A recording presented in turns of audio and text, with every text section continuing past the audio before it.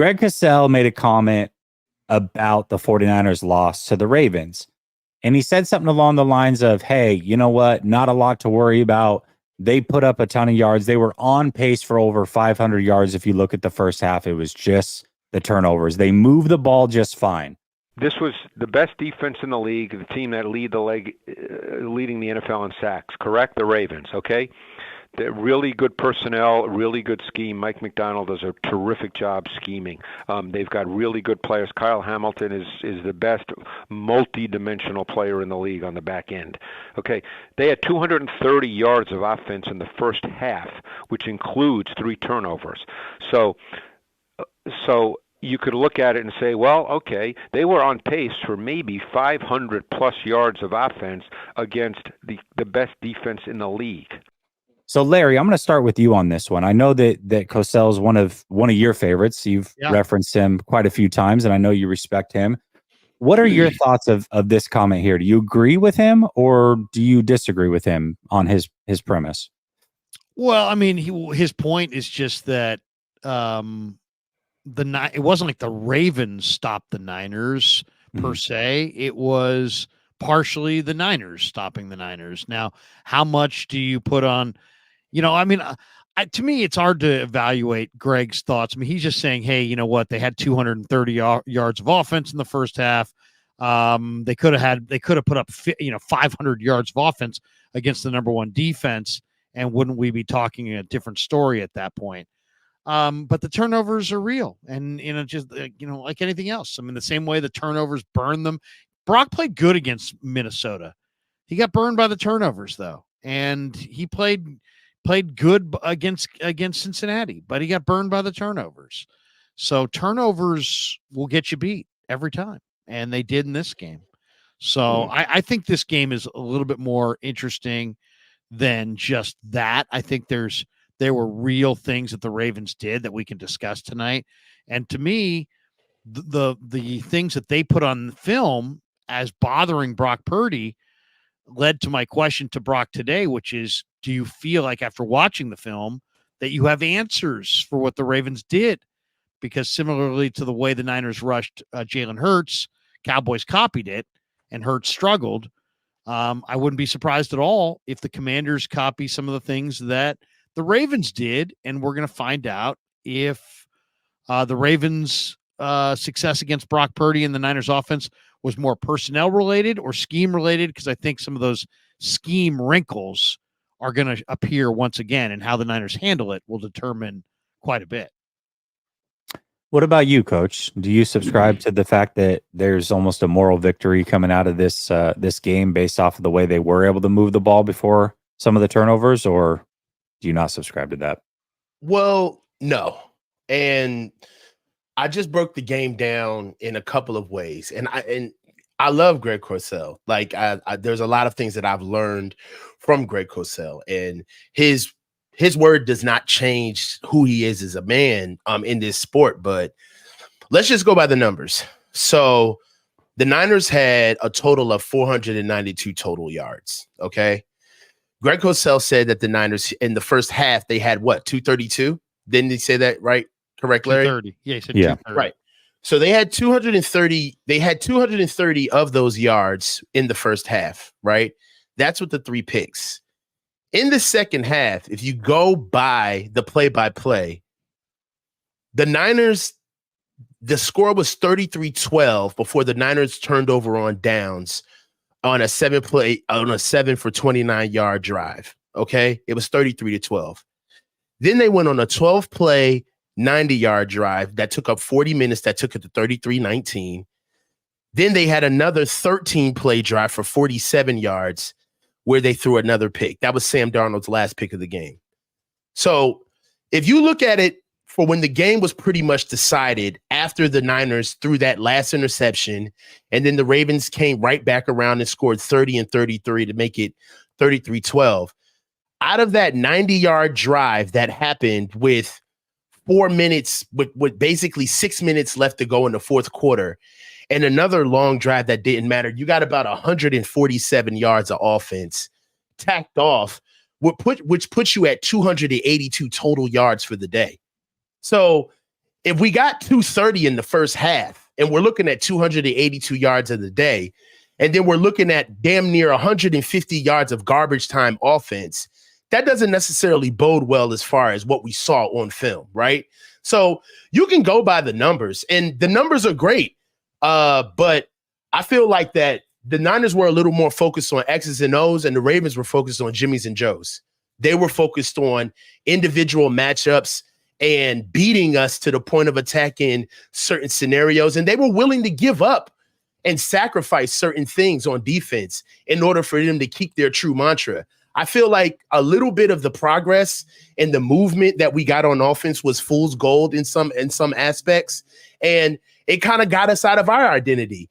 I mean, by the time we threw our third pick, Brock had already let the ball go almost north of 19 times, and we had only ran the ball 12 times with Christian McCaffrey. And the only time that we actually got our first touchdown drive is when we had one drive right before the half where the entire drive was Christian McCaffrey, right? The entire drive was him. So for me, I don't want to get caught up in the weeds with the numbers and the production, because that's quite frankly, that's what we do. We get yards. We move downfield, right? That's what we do. But for me, I'm looking at the end result of what this team has been, what we've been doing with this team. And I'm not too impressed with kind of giving anybody any kind of like any break just because we racked up numbers, right? We made for what it's worth. I don't agree with anybody putting the picks, right? Because the picks are a symptom of why we lost, but they're not. It's not the true disease of why we lost. The picks are emblematic of Kyle not adjusting when he needed to. After we threw 3 picks, right? By the third pick, it was still the first half, and the score was 13-12 with the touchdown with Christian McCaffrey. We were down 1 point after 3 picks. So I understand that, we can look at the totality of the game and then kind of use it as a buffet and pick out what we want to make our whole narrative. But if you look at where those numbers came from throughout the entire game, you could see where a lot of that stuff is hollow numbers, and we thoroughly got dominated, regardless of what the statistics say. Yeah, I'd posted on Twitter about this. I was like, oh, cool, they got yards, great. And a lot of people are like, well, I mean, what he's saying is like the 49ers could. I'm like, I know what he's saying. My point is the 49ers are a team that, and I still think they actually are, but going into the game, were certainly big Super Bowl favorites.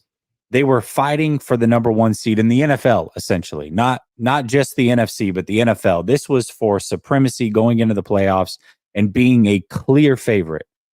And they got boat raced at home. To me, this is not a team that we can say, oh, well, they got moral victories. No. This team is looking to win a Super Bowl. Moral victories need not apply. I don't care about the yards. Yards don't mean points necessarily. They can, but not always. There are teams that are in the top 10 offensively for yards, but they're ranked like 20th in points.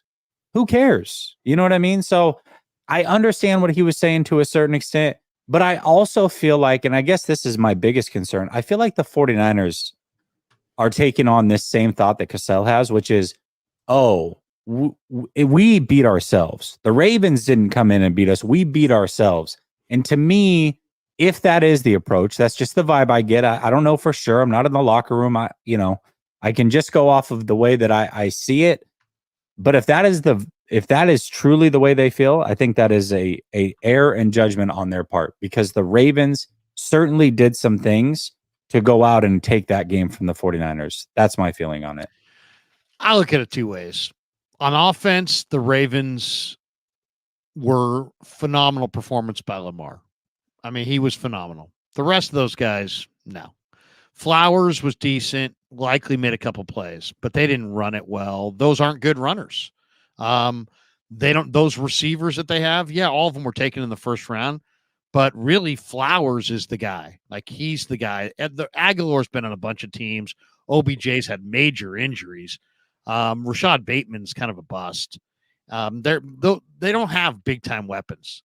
That's why Lamar deserves the MVP, because Lamar is doing it and he is the guy. There's no fear. He reads the room.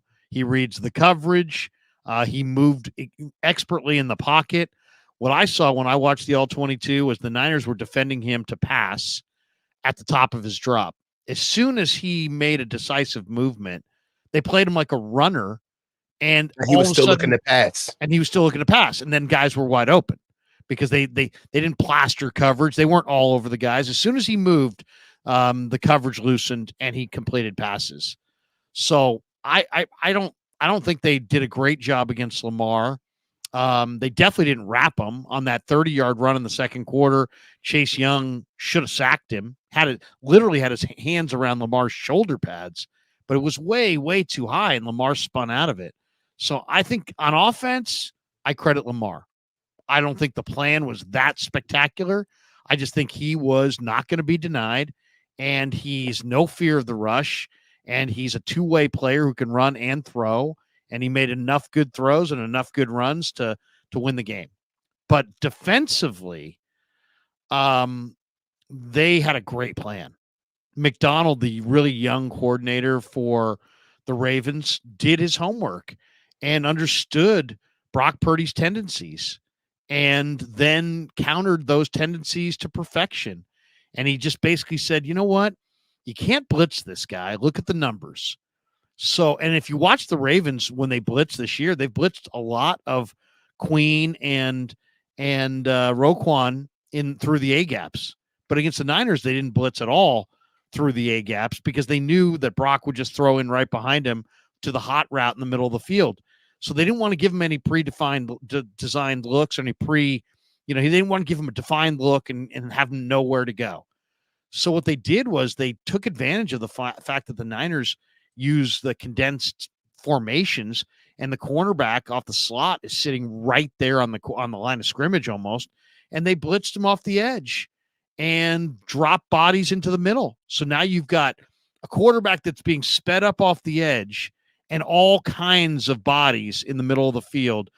And the Notre Dame kid who's phenomenal, Hamilton. Literally, if you watch the All-22, you can see where he drops deep, baiting, doesn't even look at the wide receivers. Like he's staring at Brock, staring 100% at Brock. So you got Hamilton, a really good player in the middle of the field, dropping and staring at the quarterback. And then you've got some other really good defenders, Stone and others, Queen and Roquan, all sitting in the middle of the field. They took away all of the underneath stuff. He was 4 for 14 on the short stuff. And they absolutely, they knew where he was going. They knew the windows he was going to be throwing in, and they made those windows really, really small by having all those extra bodies. Brock even commented on it in the post game. He's like, yeah, the windows were really tight. Well, the windows were really tight because they blitzed you off the edge and dropped guys into the intermediate and in the middle of the field and spied you basically from 20 yards away with Hamilton, and you had nowhere to go, or you had nowhere to go uncontested. And then Brock also, as his tendency is, he's not, it's hilarious that people called him dink and dunk. If anything, he's the impatient guy. He's really impatient and attacks too aggressively. And I think if there was one lesson learned, and it kind of came out today when we talked to him, is that he knows going forward, he's got to be more patient, and he's got to take what the defense gives him. And he's probably said 3 times today. I think he had 3 different lines today where he's like, I've got to take care of the ball, but when I asked him about, first of all, he said the stinger was fine, so he's going to play. But his main thing was, he's got to be smart with the ball. And he wasn't smart with the ball in this game. He was very cavalier and burned him. He misread the first coverage. He was very cavalier on the third pick. He threw late in the middle with all kinds of flags on the field. He didn't know if they were on offense or defense. And the other 2 were just kind of bad luck. They got, tipped up. It was a great play by Stevens, who blitzed him off the edge, tipped the ball in the air, and Humphrey made the pick. So it should have probably been a 2-touchdown, 2-pick game. Instead, it wound up being a 0-touchdown, 4-pick game. And then at the end of the game in the second half, the other thing that really we didn't talk about, but the Niners went from down 16-12 to down 30-12 in a span of 4 Baltimore Ravens offensive plays. So things got away from them quick in that third quarter. And once it was 30-12, Brock was kind of in that kind of screwed up mode mentally where he knew he wanted to attack downfield, but he also knew he didn't want to throw pick number 5. And, Ravens eventually knocked him out of the game. Shanahan could have brought him back in the game, but obviously opted to just with 3 offensive linemen. Spencer Burford, let's be honest about this too. I love Spencer Burford, great guy. He was a disaster at right tackle. Disaster. So once Burford was there at right tackle and you had Barch at left guard and you had Trent out of the game and you had McKivitz at left tackle, I mean, once you had a makeshift line with guys all over the place, it was like, you know what? No, you're not putting – the only thing that would have been worse than losing that game would have been if the rest of the year was the Sam Darnold show. And Shanahan was at least wise enough to, who was it that told him that he didn't, was it Micah Parsons or somebody who like ripped him, or was it Cam? Somebody ripped him for not being more aggressive late in that game. It's like, dude, why lose your starting quarterback potentially behind a line that's pretty mediocre to begin with and now has 3 guys out of position? So I was kind of happy Kyle, called off the dogs and let Darnold finish, to be honest.